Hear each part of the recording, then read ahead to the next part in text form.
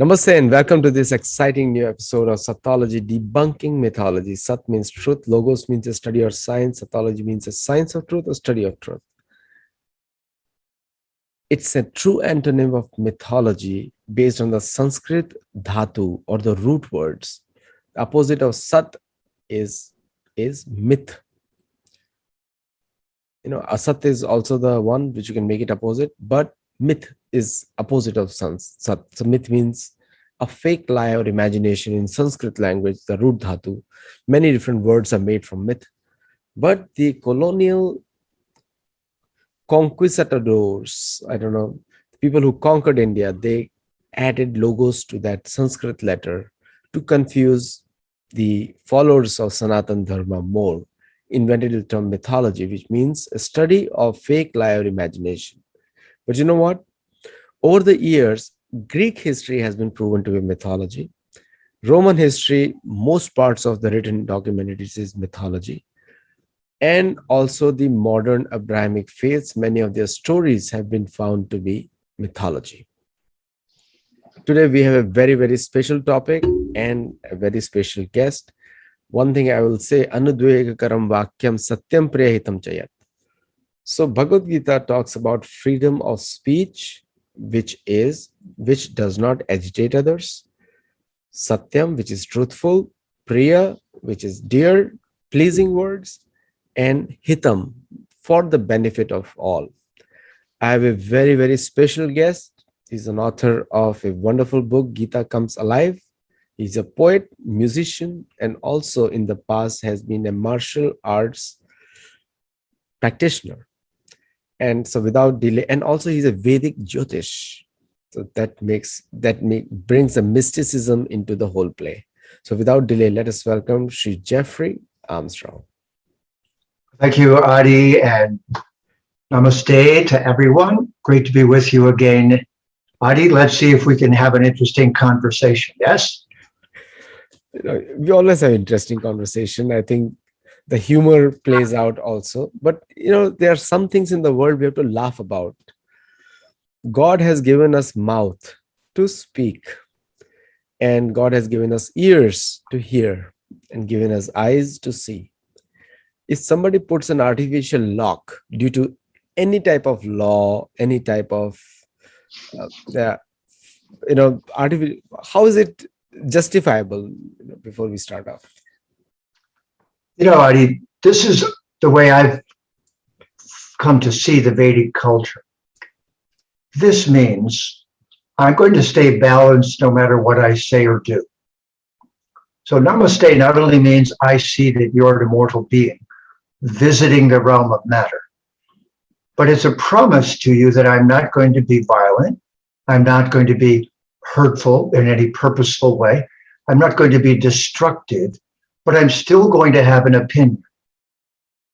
You could say that the Vedic civilization was a culture that fostered friendly, and I'm going to give you a special word for this, not debate, because debate means to beat up on, but argument. And argument is from the word argentum, which is silver. Argue means to polish it until it's brighter, to rub it together until it gets brighter. This is very important because we've been observing in the last couple of years a tremendously, almost and often violent conversation that doesn't have that feeling that you can be intelligent and keep rubbing and polishing the discussion. So it's very important to understand that no one from the Vedic culture discusses something like this.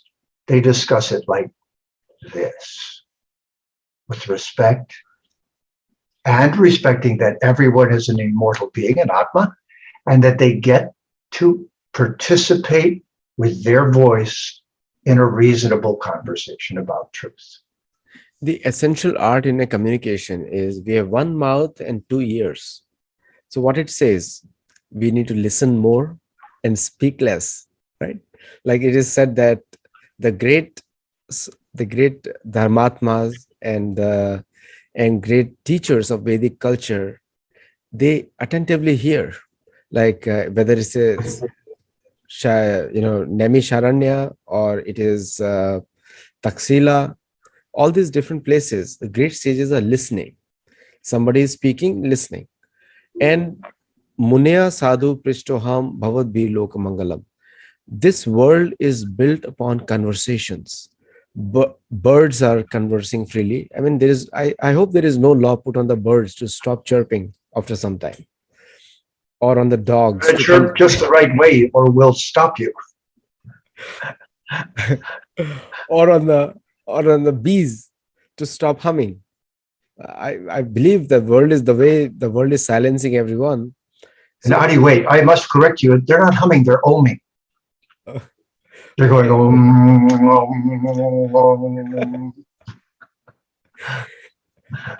and I hope there is no law to have the dogs bark less, right? or Because meow as kittens.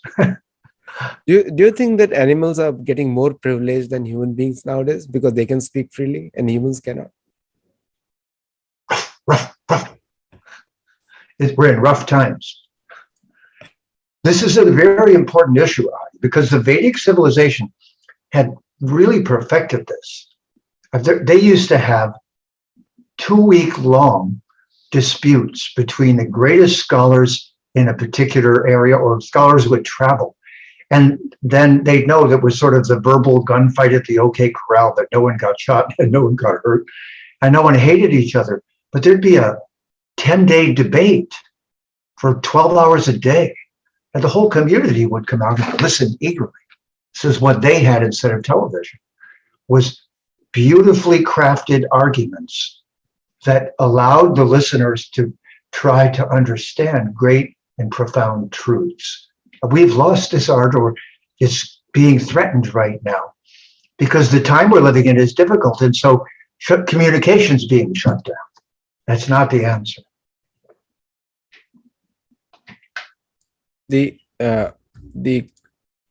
deplatformization was a big threat. We already spoke about it. And mostly the people who are deplatformized, and we have spoken on this channel many times. Me and Abhijit have spoken, and other people have spoken.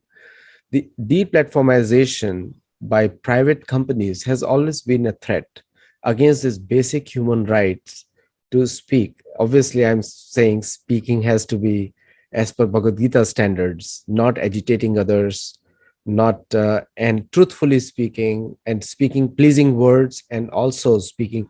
But I have seen the restrictions have been selectively applied. There are a lot of hate preachers have been preaching against Sanatan Dharma and in sort of encouraging almost violence, but they have never been banned. I don't know why. Well, this is something that most people have forgotten about or don't know. But I don't want people to think that I'm speaking about Christianity, but the Catholic Church, for some historical reason, my professor of history said that the Catholic Church was the last vestige of the Roman Empire.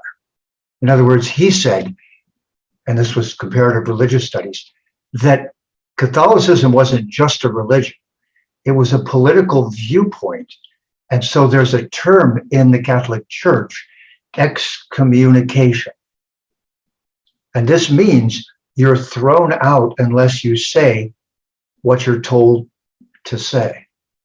And this never happened in the Vedic civilization. As long as you were respectful when you shared your opinion and didn't advocate destruction and violence and horrible alternatives in a disagreement, you were respected because you're an immortal being. And this is part of our conversation: science, knowing who we are, knowing what really is the healthiest. All of these are conversations, and we mustn't shut them down because they're difficult. This is the Vedic perspective, because we're going to go from life to life, in a sense, having a conversation. Each new lifetime is another conversation. You touched upon a very important word which was never used in Vedic culture. The English word excommunicate, in Hindi or Sanskrit, it will be called Vad Vakya Bandh. it's literally you have to just, it's a long word. The Vedas generally don't have very long words. They're sandhi, they are joined together, but Sanskrit doesn't have very long words. It has short roots. Now here we see that it is totally against the Vedic culture also to stop somebody to speak. Uh, Obviously, we have to stop people speaking nonsense, and also com- promoting hate or violence, definitely, because social media has given platform to everyone. But the excommunication was not there in the Vedic culture. So, and you also correctly said it is started from the Abrahamic faith, mostly Catholic Church, and also in Islam also a big blasphemy laws are there, where just now as we speak, I get the news right now as we are speaking, the 9-year-old boy has been charged under the draconian Pakistani laws for blasphemy. 9-year-old boy. 9-year-old boys do not understand anything generally. They're still coming to their senses. You know, Adi, there's another term in the Catholic Church for this, and it's called sacrilegious. And sacrilegious means you're not sacred. And you're not sacred was defined as because you don't speak the doctrine exactly as we're telling you to. You are sacrilegious, you are a desecrator, and you are excrementitious. You are impure. And it's basically telling someone, you, and pardon me, but this is the word, skip the fancy Latin, you are shit. And because of that, you don't have any rights. This is where not having the right process of conversation can lead any culture, because we go from discussion that helps us to find the truth, which should never go away, to beating upon one another, and then a single truth that everyone must accept at gunpoint. That's not the correct answer. No, the yam and niyam in the yoga and Vedic culture, they apply to niyam, apply to prajalpa, like useless talk or something which like it destroy it. It is like a time consuming, like way you waste your time. So that is the only thing which is restriction, but not by the law of the state. Nowhere Manusmriti talks about restricting even the enemies. In fact, Manusmriti talks that tells us that you have to allow everyone to speak, because that's how you can have a discussion, and through discussion most of things can be resolved. This is Manu already writing it. In Mahabharata time we have seen, uh, I'm studying Manusmriti nowadays, that's why I quoted it for the first time. But in the Mahabharata, Bhishma asks Yudhishthir, have you ever stopped your enemies to speak? And gives the logic. If they do not speak, then they will engage in physical fights. So what is your point of view on that, sir? Again, I want to remind everyone, this is very important. In fact, it's a great metaphor, since this is the first time in human history, as far as I know, that so many people have covered their face, which is usually the sign that they're a criminal. You usually wear a mask so that you can't be recognized, so that you can commit a crime. But let's step back a little bit and remember the Vedic perspective is all of us are wearing a mask. This body is not us. This is our mask. This is simply an organization of the material energies that we're driving in, and it's called our car. It's called our karana. And our subtle body, the dream body, is called the anta, karana.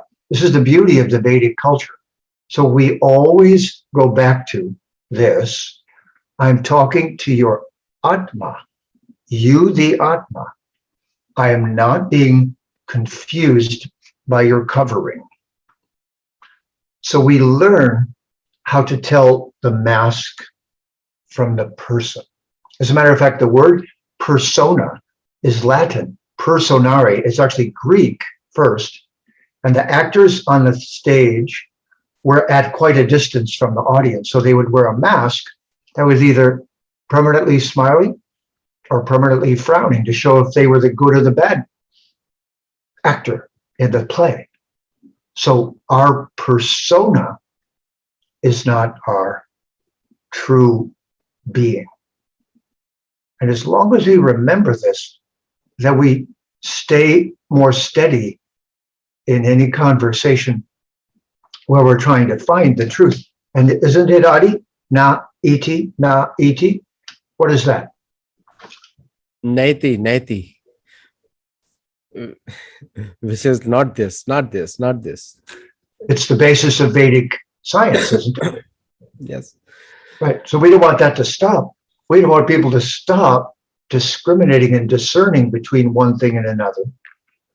We want to use that discerning process to find the best and most useful thing to do in any situation. That's right. We don't want to excommunicate the conversation. No, I think there is a federal law passed in the United States now that if the students ask, and somebody has to verify that in the university system, and that there's a law that if you can, universities have the right to take out the students who ask too much questions. It is academic law right now. And so I'd have never made it past third grade. This is exactly opposite of the Indian education system. I studied Indian schools and I never had to study in American school because I felt that my knowledge will get destroyed if I study in an American school. So I'm an engineer from Indian schools. And but the problem is here is exactly, I have always grown up teaching my children, ask questions, question everything. That's the Vedic culture. And here somebody is saying that if I tell you something and that's it, if you ask questions, okay, 3 times you ask questions, 4th time you're out of the school or college. So are we encouraging people to drop out for schools and colleges? I've got a funny story for you, Adi. In American schools, at least when I was going to them, they would put you in the rows of the classroom. So 10 desks across, 10 rows back, or whatever it was. So they would start alphabetically with the first front chair, and it would go A, B, and it's your last name. So all the people whose names were A and B, their last name began with A or B, were in the front row. That was me all the way through school. And there was nothing my teachers could do about it because it was their system. And they'd be talking and I'm right in the front row all the way through. So this is how I became a follower of the Vedic Dharma. I just asked too many questions. And when people didn't have the answers, then I went to India and started asking questions. And they did. They had amazing answers. In one of the incidents in Bhagavad Puran, it is said, asking questions is a sign of intelligence. So an intelligent person will ask questions. And by the way, Jeffrey, I was exactly reverse of you. I was called LLB, Lord of Last Benches. Okay? So you're in the back. Way back. I used to choose way back so that I never ask a question.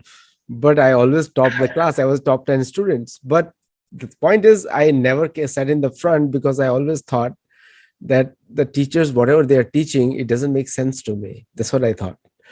And so I spent, if you remember, I spent 10 years as a professional comedian. And I practiced on all my teachers. So I practiced my one-liners. But it was because, in retrospect, they weren't conducting the argument with the correct intelligence. They were trying to force or just pass off an opinion or a spurious thought or doctrine as if it was true. And so the truth seekers in the room were going, wait a minute, wait a minute, wait a minute. And this is the Vedic civilization as I've come to know. Aren't we going backwards now? Because our human rights are becoming less than the animal rights now. Domestic animal rights, the wild animals we've already killed.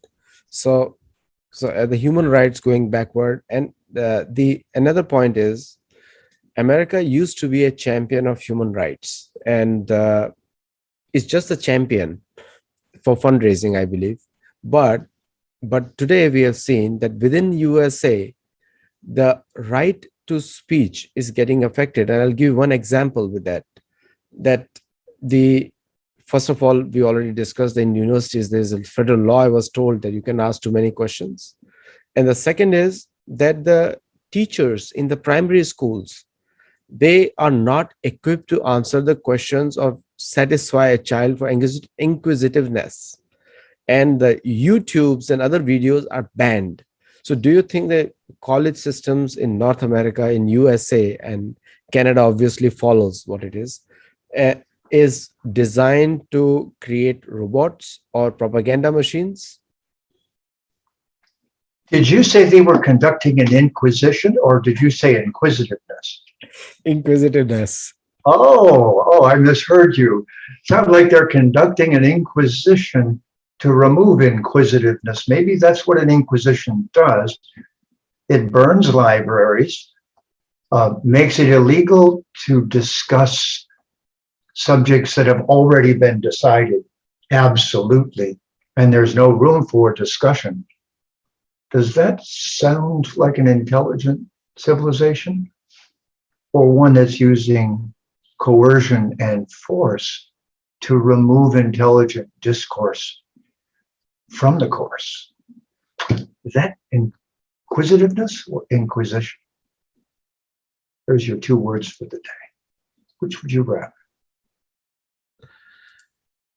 Now, Nalanda was the world's biggest university, and Big Bakhtiar Khilji burnt Nalanda. For 3 years. The books were burning. 3 years. And the entire Buddhist texts were lost, and because a lot of Buddhist texts were kept there, and a lot of Vedic library was also lost.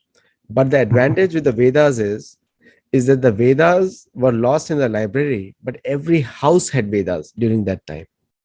So people donated back to Banaras Hindu University, and people do not know that it is very well protected by the laws of India and the military of India also. Same thing happened in Takshila. So when the first time in 1400 or maybe 1100, 1200, Oxford University was set up, by that time Indian universities were burned down.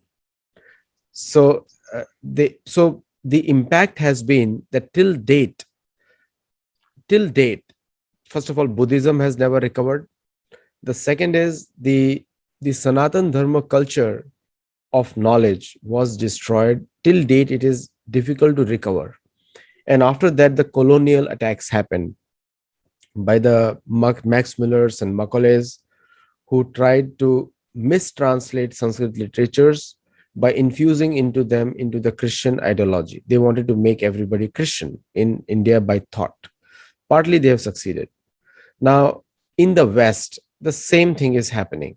Now, in the West, if you look at the textbooks, no native culture, no history of native culture is taught correctly. Mostly it is taught as barbaric. We civilize them. So don't you think it is also an attack on the intellectual capacity of the students as well as the future generations of USA or other countries also, Canada as well as South America?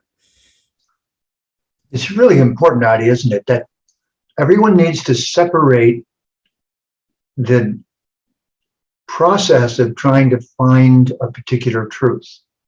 Because after all, every subject leads to regions that are quite subtle. So when we, especially in scientific pursuit within the context of matter, when we try to come to a correct conclusion, there's no substitute for having all of the opinions on the table. That is the evidence gathering process. And when it comes to ultimate conclusions, meaning what you personally accept as ultimate reality, it is that particular acceptance that is the very essence of yoga and of the Vedic worldview. Because just try to imagine, as soon as you have only one lifetime, what if we said at the end of this hour, you're going to have to leave your body? Sorry, folks, you've got 20 minutes left. How does that feel? How would you think? Would you still want to listen to this conversation? Or would you do something else for that 20 minutes? In this case, maybe this conversation would be useful, but most others would not. If you were at work and someone said you have an hour to live, would you stay at work? So this is very important. In the Vedic civilization, yoga means to live, first of all, like you're an immortal being visiting a temporary place.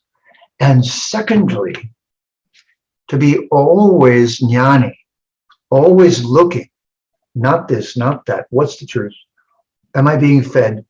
Have I finished with that? And is that representing the situation correctly? This is why in modern times, post-colonial India has produced so many programmers and scientists, because Sanskrit is the original programming language, and their languages are based in Sanskrit, even if they don't know it exactly. So essentially, the Vedic culture is the scientific culture, but they didn't fight and hurt each other as they had a conversation. Instead, they stayed steady in a respectful relationship. That is what Western civilization needs to learn. That is the missing vitamin right Now, the education policies in the US, so textbooks of the 10th grade children in the US is taught as Ziegler. I wrote an article on that, where they say Bhagavad Gita was written in 400 Common Era by the later Brahmana. And the second thing they say that Krishna promoted casteism, and Arjun was actually against caste system. Now, my question to you is, now we both disagree, and we have spoken about it many times on this topic, caste versus varna. Now, my question to you is, and what do you feel is like dumbifying or dimifying the existing students by disparaging a culture which they are not part of? So is there a strategy? Now, this also needs to be banned. This is really something needs to be banned, because this is a disinformation without any proof. And so there is a freedom of speech given selectively.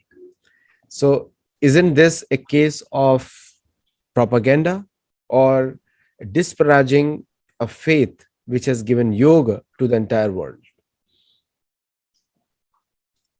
now. I even don't want you to say faith. I want you to say a discussion that has given the world yoga.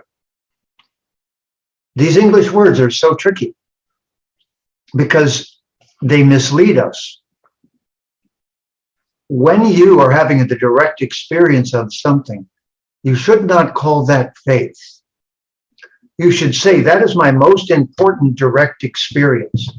That is the primary experience I'm having right now. Not this, not that, not that, not that, not iti, not iti, not iti, not iti. You know, all up and down the Silk Road for thousands and thousands of years, cultures all the way from India to China to all across Europe were in communication with one another. And that conversation passed knowledge around throughout those cultures at that time. And I'm here to tell you that whatever arose as Jesus, whatever arose as Moses, whatever arose as Muhammad, was by people who lived along that road and were hearing Sanskrit, and were hearing Vedic knowledge, and were meeting yogis, and were meeting people who were crossing the world, all across the world. There's even a book by a British submarine captain called How China Discovered America in 1423. Did you know that Chinese ships, the size of a football field, the length of a football field, 300 yards long, with 20,000 people on them, went from China to North America and circumambulated the world. No, you never learned that in school? Funny, neither did I. And yet it's now historically validated. We have been not told so much of history, and we have now a version of history that is the fool's version that was created by people colonizing to justify what they were doing. And we're actually in a moment in history when we are waking up to phony history. It's a very exciting moment if you embrace it. Social media has given a lot of us voices also, and it is suppressed voices also. But both facets are there. Most of us are enjoying the freedom of social media when we speak within the rules of the game. Now, the one aspect which you correctly said, the history has not been told correctly, and you give an example of the Chinese ship. Now, do you think the reason was that if the Western world, and most of the problems have originated in Europe, not in other parts of the world, no other country, no other land has colonized everyone else. Mostly the European colonizers went everywhere else. Was it a game plan to control the land and and make them a slaves in their mind, so that rest of the times they cannot get up? Was it a strategy? This is where we began with the Catholic Church calling people basically excrement if they did not follow the particular procedures of the Catholic Church. So the same people who were burning libraries decided that encouraging thought would destroy them. Because they are promoting a myth. The irony of colonization is they accused India of all the things they were doing. The British have a caste system that you can't own land there. The lords, so-called, and ladies inherit it. It's only recent that the daughters of those families can inherit the land, and it's only to keep the continuity going. But in England, they have a caste system, and they've had it for 1,000 years. And it is somebody owns the land and everyone else works on the land as a slave. These cultures developed lies, myths, and gave them to everyone. So when they encountered Bharata, they said, we've got to mythologize this. We've got to make up lies about this, or this is going to shake people's faith in our mythology. And they knew it was mythology. That's the difference. They knew theirs was mythology. Quite amazing. A recent paper in Oxford University actually claimed that the Greek history is mostly mythology. And I think it's not recent, 4 years back paper, Sandra? Yes, 4 years back. And gradually the peels are coming off. And gradually we are also learning, but this is still not mainstream. Whatever we discuss doesn't go in the mainstream. So mainstream, we are still creating robots. Sorry to all the people who are watching, but the mainstream education is still creating robots of propaganda tools. Like, for example, most of the Western people, they go to the shores of the ocean to become dark. It's called sunbathing. And most of the Indians or people from, I'm not saying most, but generally, most of the people spread to become fair. They have fairness creams being sold to become fair. Now, on both sides, there is a propaganda. So one side it is said the black is cool, another side is saying the white is cool. So, but the education system has not done enough to remove the superiority of European cultures over the rest. And that's what is being still taught today. There are only 3 pages for Sanatan Dharma, and that too all fake propaganda on Bhagavad Gita and other things in a 10th standard textbook of USA. And I'll say Ziegler, you can check it out, Ziegler. And for the Islam, there are around 38 pages. For Judaism, there are 45 pages. And it's a 700-page book, 500 to 700-page book. And rest, everything is a Christian. So total misrepresentation. So what is your view on that? Did you say misrepresentation? Well, this is the thing, Adi. There's an old saying, if you tell one lie, you have to tell 1,000 more to keep it going. So this didn't just happen all of a sudden, but it's like any disease. It just grew. It's a disease. It's the not telling the truth disease. And it's the same like the First Nations. You probably have heard some of this, but all of the tribes in North America that are called First Nation in Canada and the USA still do not have a clear doctrine of relationship with the United States or Canada. In Canada, the First Nations, the people that lived there originally before the Europeans came, have land, but there's no clear understanding or agreement because the laws they're acting under and that Canada is acting under are the laws made in 1778 between the British government and the tribes. And it wasn't a law, it was a postponing of doing anything so that the Europeans could still steal the land in North America. I'm trying to just give you a moment to understand. Did you read that in any textbook? No. Do you know that it's still an open legal situation that has no resolution? No, you don't. You haven't been told, and neither was I. Tell one lie, you have to tell 1,000 lies to keep it going. And this is why it was so amazing when recently all of the buried First Nations children were found in Canada in mass graves at 300 to 500 to 700 because they were taken away from their parents, died of a broken heart, or were abused or misused in schools. These histories must come out so we can readjust our global perspective.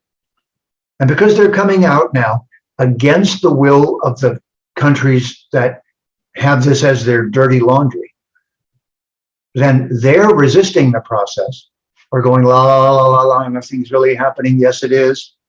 The world is gaining knowledge. All the cultures are sharing. So we shouldn't become bitter, angry, and hurtful over this. We should become really good students, ask really good questions, and learn not to repeat such history, and to move out of a mythology and a myth stake toward a world of cooperation and mutual respect. Yes?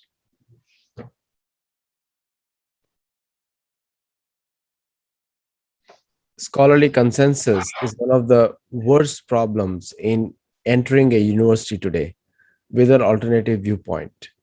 A university should be a place where everyone can discuss freely, but there are laws have been made so that there is one view is being taught, and it's really not a democracy. I challenge the democracy where there is no right to speech. So on social media platforms, I can understand that it's a private organizations and they have the right to ban. But what about the state? State doesn't allow freedom to ask questions in the academic circles. And the biggest problem of entry for people, authors like you and me, is entering a university system without a PhD degree.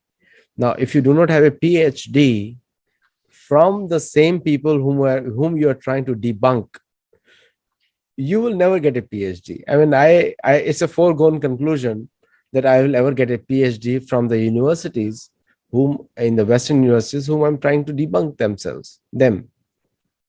So how painful is the freedom of speech banned by the scholarly consensus of the professors? Yes. Well, it's either a democracy or a democracy, a mockery of a democracy. And ladies and gentlemen, we can talk about this at another time. But I have on my desk a book which explains how the US Constitution came from the Iroquois Confederation of First Nations, American indigenous peoples on the East Coast, sent a convocation of 13 chiefs to what's now called Washington to give them their democratic constitution. And there in that book I just showed you, verse by verse, there's a comparison between the two constitutions. The one the US copied directly from theirs, what they left out. And did anyone teach this to you in university? That the First Nations people of the East Coast of the United States invented democracy as we know it? Don't think so. So who's got a vested interest in all of this? Faith only, blind faith religion. They want you to follow, but not to ask questions. Do they have a discourse? No, they're the library burners. And if they're not, they're the innocent Christians and Muslims and Jews who just haven't thought this through because they were also given a mythological history.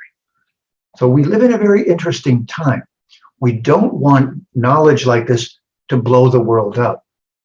We want it to bring it to sanity, to balance, so we don't blow it up. But the fear of blowing it up is what other people use to say, don't allow a thoughtful process of learning. Don't allow the truth to come out. We can't risk the truth. When you hear that, you're in trouble. That's a democracy.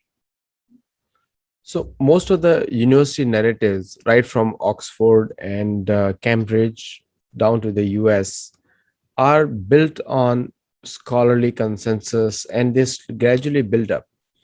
And the entire attack is on the Hindu class system.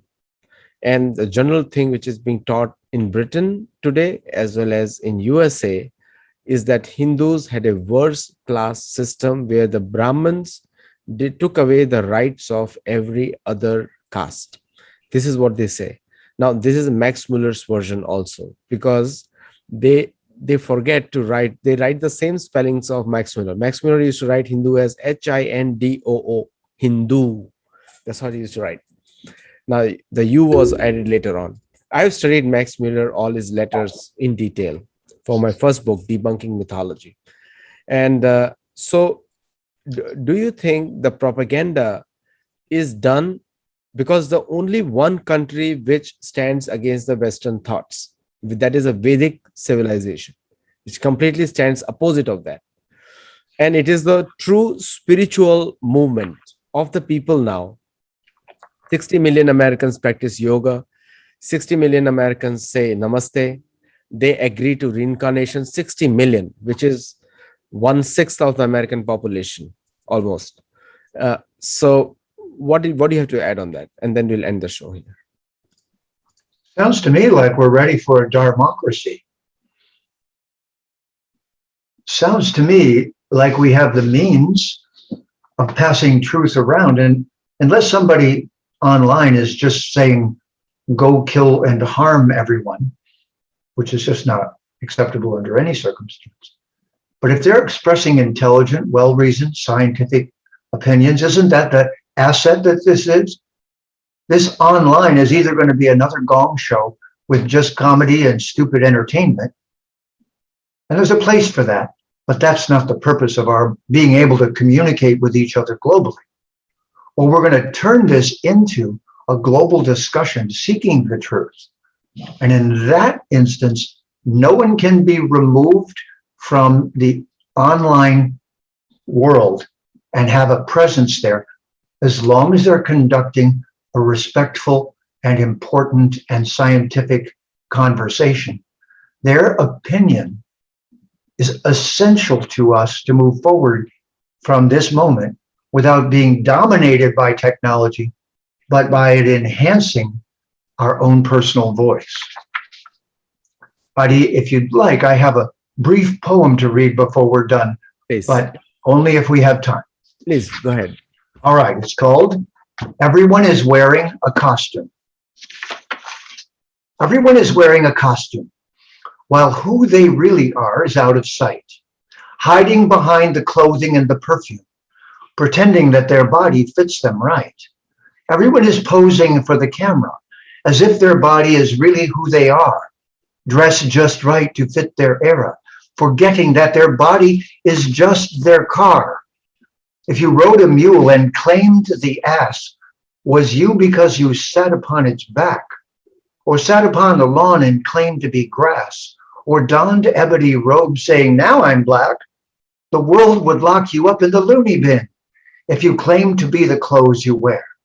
Yet everyone thinks it's normal to be their skin, their ever-changing body, their teeth, their hair, the countless parts that change from year to year.